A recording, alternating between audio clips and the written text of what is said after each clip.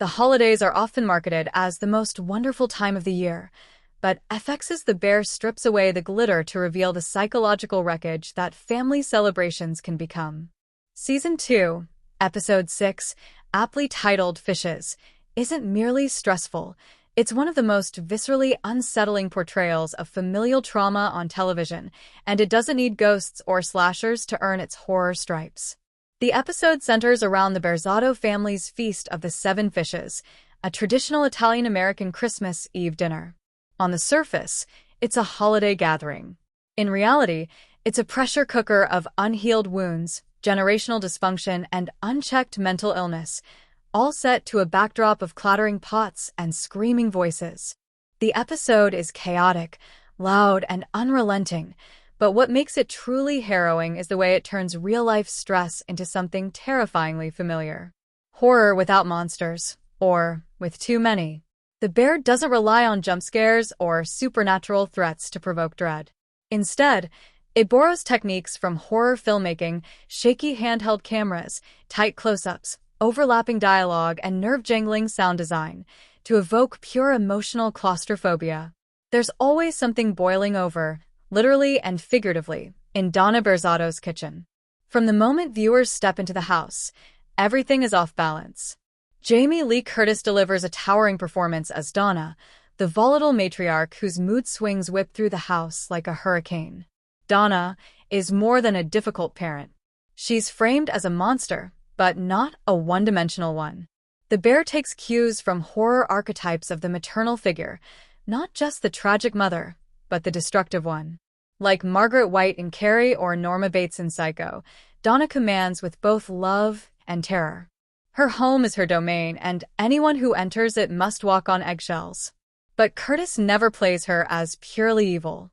She's chaotic, yes. Abusive, definitely. But she's also broken. A woman consumed by expectations she never had the tools to meet. Her aggression is a symptom of untreated trauma and alcoholism. It's this complexity that makes her more terrifying than any cinematic ghost, because she's real. Mikey's mental illness is the true horror. While Donna is the most obvious source of tension, the real monster lurking in Fishes is depression, personified in Mikey, the eldest son. Long before his eventual suicide, a fact known to viewers, we see the cracks forming in his foundation. He tries to play peacemaker, to joke and distract, but his mask slips. A small fight with Uncle Lee escalates into violence, and the camera closes in on Mikey's face, not to dramatize, but to observe his pain in high definition. The horror lies in the inevitability. Every interaction chips away at Mikey's composure. His failed business, his mother's emotional instability, his siblings' attempts to survive in silence. Even kind gestures, like Carmi's heartfelt gift, hurt more than they heal. Fishes doesn't romanticize suicide or depression. It shows how, when untreated and misunderstood, these things become generational curses. By the end, Mikey isn't a man who loses control. He's a man who is never granted it in the first place. His breakdown is framed not as a moment of madness, but as the climax of a lifetime of suffering. And in that haunting final scene, when cannolis spill to the floor and no one breathes, the episode delivers its biggest scare: silence. The family feast as ritual sacrifice. Director Christopher Storer constructs the episode like a horror film. Every moment builds tension. The kitchen is framed like a war zone. The dinner table becomes a sacrificial altar. Even the soundtrack, or the lack thereof, is weaponized to disorient and exhaust.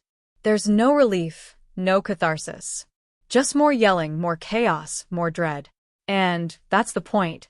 What makes The Bear's Fishes so profoundly disturbing is that many viewers recognize some part of it. Whether it's the pressure to make everything perfect, the drunken parent, the family member who lashes out, or the suffocating silence around mental illness, these moments are drawn from real life. They're universal. That's what makes them scary. When mental health is the monster. Ultimately, the episode doesn't declare one villain. It indicts an entire system of silence and repression. Donna is monstrous, but her own pain is unacknowledged. Mikey is lost, but no one sees how deep his wounds run. Carmi disassociates, preparing himself to inherit the trauma. Natalie, sugar, shrinks into the background, powerless.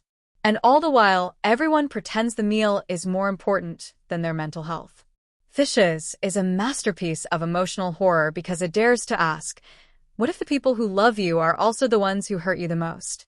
It doesn't offer easy answers. It doesn't let anyone off the hook. But it does something arguably more important. It shines a light on the kinds of trauma most families bury under polite small talk and holiday decorations. And that's what makes it truly terrifying. YouTube tags.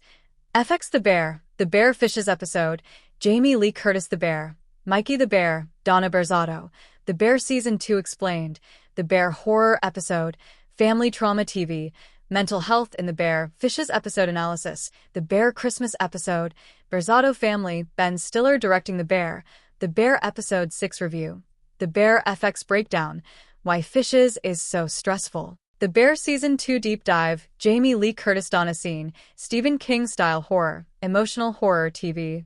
Generational trauma series, family dysfunction drama,